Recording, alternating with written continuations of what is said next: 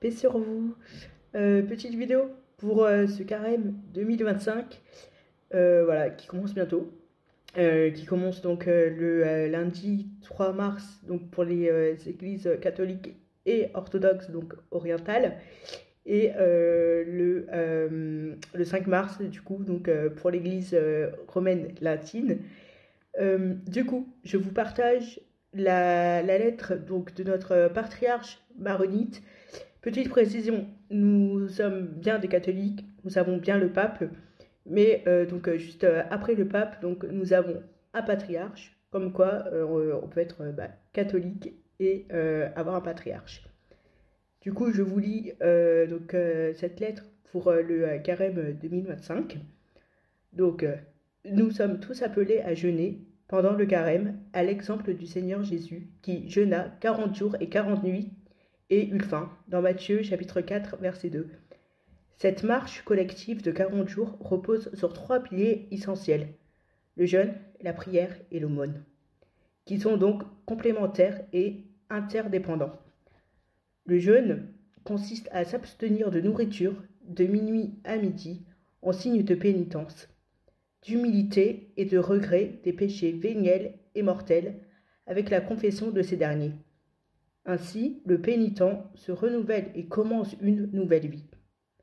C'est un temps de retour à Dieu par le sacrement de la réconciliation institué par le Christ dans un débordement de son amour et de sa miséricorde divine.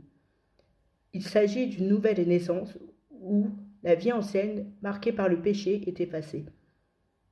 Le carême est un temps sacré où nous revenons à Dieu, nous nous solidarisons avec nos frères, partageons la vie et le jeûne du Christ et résistons aux tentateurs. Ensuite, nous avons la prière. La prière est l'élévation de l'esprit et du cœur vers Dieu, la réponse de l'homme à la parole divine qui nourrit notre foi. Elle est une expression d'humilité devant la grandeur de Dieu et un besoin fondamental de l'homme, car toute bonne chose vient de lui. Le carême est un temps donc privilégié pour la prière et le renouvellement des dons de Dieu. La prière véritable et agréée est celle du cœur et non des lèvres seulement. Si le cœur est éloigné de Dieu, la prière des lèvres perd sa valeur. Le cœur est la demeure de Dieu, où notre prière devient une alliance et une communion avec lui. Ensuite, nous avons l'aumône. L'aumône est le partage avec nos frères dans le besoin, quelle que soit l'importance de ce que nous possédons. Par le partage et la solidarité, nous surmontons la tentation de l'égoïsme, de l'avidité et de l'amour de l'argent, qui va à l'encontre de la primauté de Dieu dans nos vies. L'adoration des richesses terrestres nous éloigne de Dieu et des autres. Il nous illusionne avec un bonheur illusoire. L'aumône est un acte d'amour envers ceux qui ont un besoin matériel, moral, spirituel ou social. Le Christ donc s'identifie à eux dans Matthieu chapitre 25, versets 35-36. Ensuite, le devoir de l'aumône peut être accompli soit directement, soit par l'intermédiaire d'associations ou d'institutions caritatives reconnues, comme Caritas Liban, l'organisme social de l'Église au Liban qui couvre l'ensemble du territoire libanais et organise une campagne de collecte de dons tout au long de carême. Ensuite, le jeûne et l'abstinence durant et en dehors du carême. Le grand jeûne dure 7 semaines. En préparation à la fête de Pâques, il commence le lundi des cendres et se termine le samedi saint au soir. Il implique donc l'abstinence de nourriture de minuit à midi, ainsi que l'abstinence de viande et de produits laitiers, lait, laitage, fromage, beurre, œufs, etc. La dispense du jeûne et de l'abstinence est accordée les samedis et dimanches, ainsi que lors des fêtes suivantes. La Saint Jean Maroun, qui est le premier patriarche maronite, fêté le 2 mars. Les 40 martyrs, fêtés le 9 mars. La Saint Joseph, fêté le 19 mars. L'Annonciation, fêtée le 25 mars. Et la fête du Saint Patron donc, de la paroisse où vous êtes. Toutefois, durant la Semaine Sainte, du lundi au samedi saint, le jeûne et l'abstinence restent donc obligatoires. sont exemptés de jeûne et de l'abstinence, les malades et les personnes âgées dont la condition nécessite une alimentation régulière, ceux qui prennent des médicaments liés à des maladies chroniques ou des soins hospitaliers. Les enfants commencent à jeûner l'année suivante dès leur première communion, en tenant compte de leur situation donc scolaire. Ceux qui sont dispensés du jeûne doivent se contenter d'un petit déjeuner léger, suffisant pour prendre leur traitement. Pour alléger la charge des fidèles, l'abstinence demeure obligatoire durant la première semaine du carême et pendant la semaine sainte.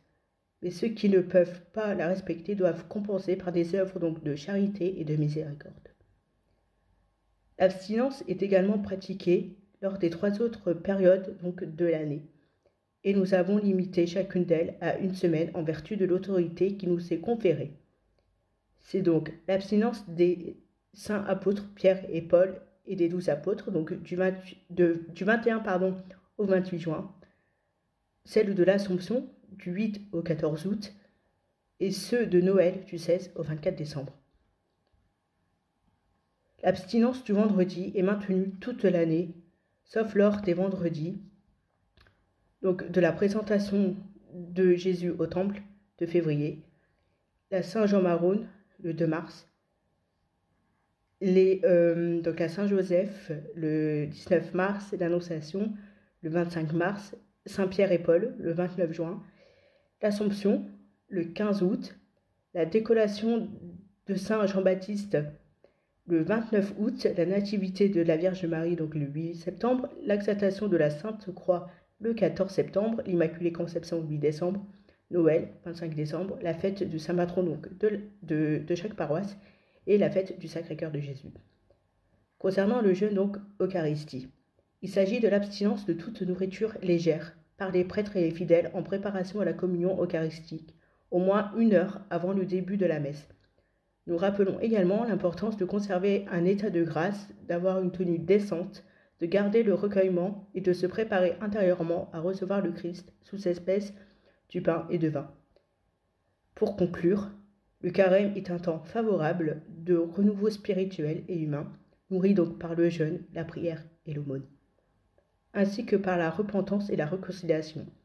C'est un temps de grâce qui nous conduit à traverser avec le Christ vers la vie nouvelle. Par l'intercession de Notre-Dame du Liban et de notre Père Saint Maroun, nous demandons à Dieu d'accorder sa grâce à tous les membres de notre Église, évêques, prêtres, religieux, religieuses et fidèles au Liban, dans le patriarcat et dans les pays de la diaspora. Nous implorons aussi la paix et la stabilité pour nos nations, à la gloire de la Sainte Trinité, Père, Fils et Saint-Esprit. Amen.